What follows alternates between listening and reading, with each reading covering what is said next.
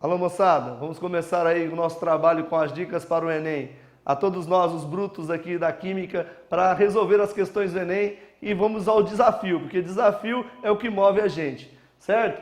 Então nós vamos dar dicas para o Enem, para a prova de Química de 2012, para ficar fácil para você poder resolver essa prova sem grandes traumas. E a nossa primeira dica vai sobre um dos assuntos que mais caem no vestibular, que é cálculo estequiométrico. Cálculo estequiométrico é a base de todo o cálculo em química. Então, você precisa saber. E o primeiro conceito, o conceito mais importante dentro do cálculo estequiométrico é o conceito de mol.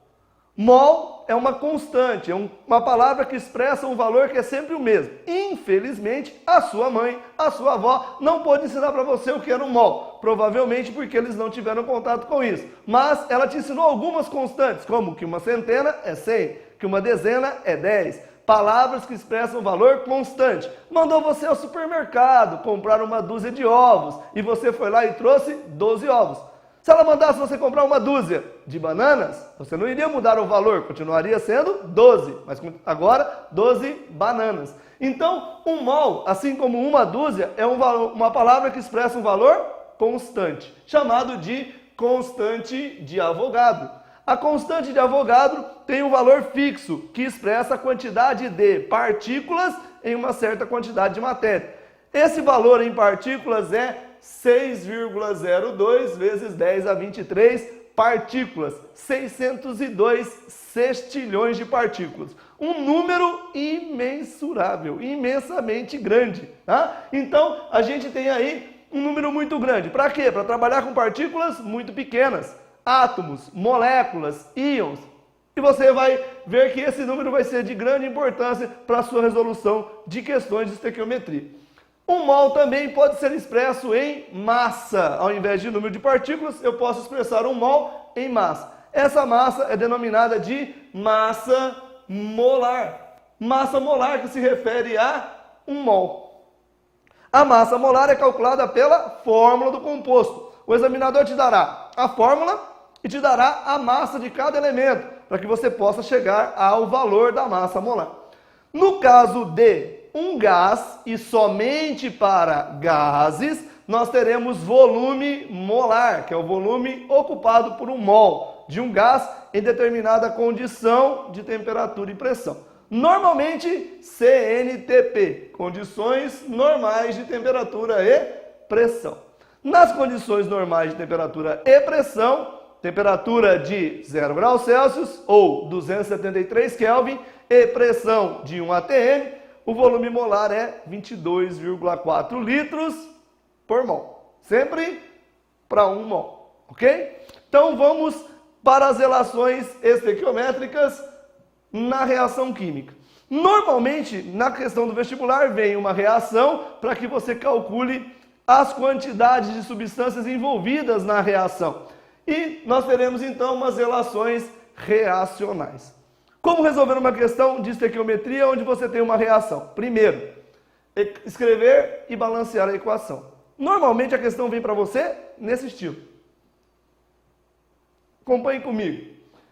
Qual o volume obtido de amônia, medido na CNTP, quando se faz reagir 18 gramas de gás hidrogênio com nitrogênio suficiente, segundo a equação dada? Então ele me deu uma equação muito comum nas provas do vestibular, que é o processo Haber-Bosch de produção de amônia.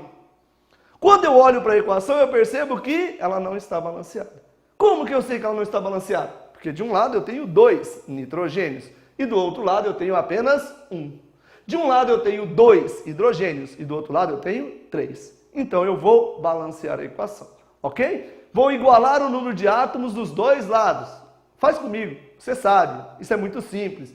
Se desse lado eu tenho 2 nitrogênios, desse lado eu vou precisar de 2 nitrogênios.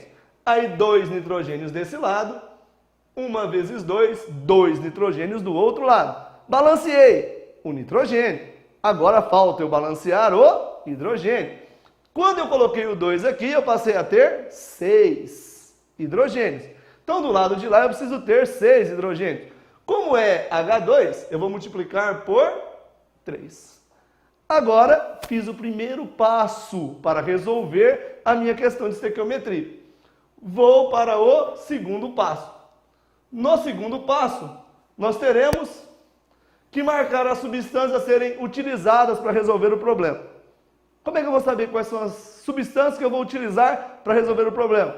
Fazendo aquilo que é cobrado de nós no vestibular, que é cobrado de nós no Enem, que é sempre ler com atenção a questão, né? Qual o volume obtido de amônia? Ele quer saber o volume de amônia. Então eu vou ter que utilizar amônia. Quando se faz reagir 18 gramas de gás hidrogênio. Ele me deu a quantidade de gás hidrogênio, então eu vou ter que utilizar o gás hidrogênio. Pronto, marquei as substâncias que eu vou usar para resolver o problema. Fiz o segundo passo da minha resolução. Terceiro passo. Terceiro passo é retirar a proporção em mols para essas substâncias. Nossa, mas como é que eu acho a proporção em mols? Já está dado, você já fez. Está lá escrito para você. Quando você balanceou a equação, você colocou aqui a proporção em mols. Então, o número que você usa para balancear a equação é a proporção em mols de reação das substâncias. Então, vamos escrever 3 mols de H2 para 2 mols de amônia.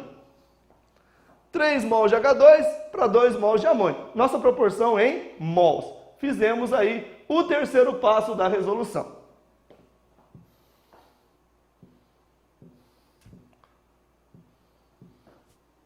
No quarto passo, nós vamos converter a proporção em mols para as unidades do problema.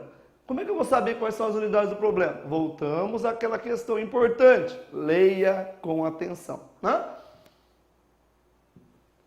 No texto do problema, ele pede qual o volume obtido de amônia quando eu tenho 18 gramas de hidrogênio.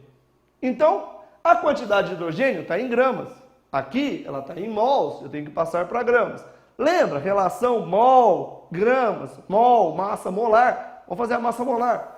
Hidrogênio vezes 2. Senhor, como é que eu sei que o hidrogênio é 1? Está dado, ó. Hidrogênio, 1. Aí eu multiplico por 2, dá 2.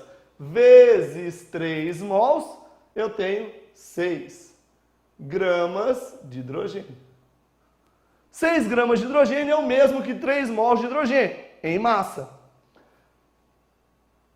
Quantidade de amônia. A amônia ele quer em quê? Em volume. Ó, qual o volume de amônia?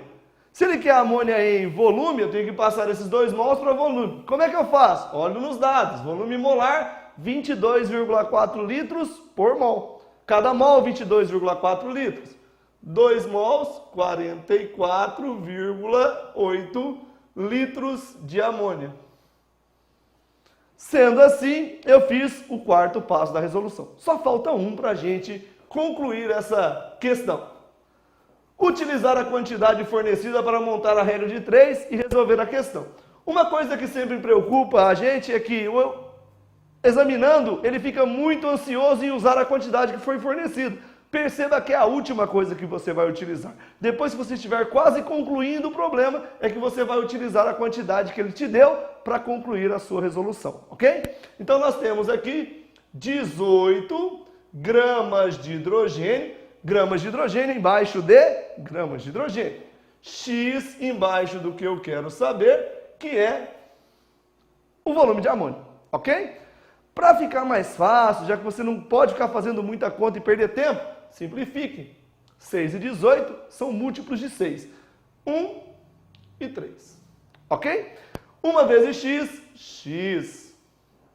3 vezes 44,8 dá o valor de 134,4 litros de amônia. Resposta da minha questão, você conseguiu chegar à resolução do problema e assim a gente concluiu essa questão. Foi muito interessante, foi muito legal. Parabéns para você que conseguiu resolver essa questão comigo, acompanhou a resolução e agora já sabe como fazer. Boa sorte na prova do vestibular e a gente se vê depois.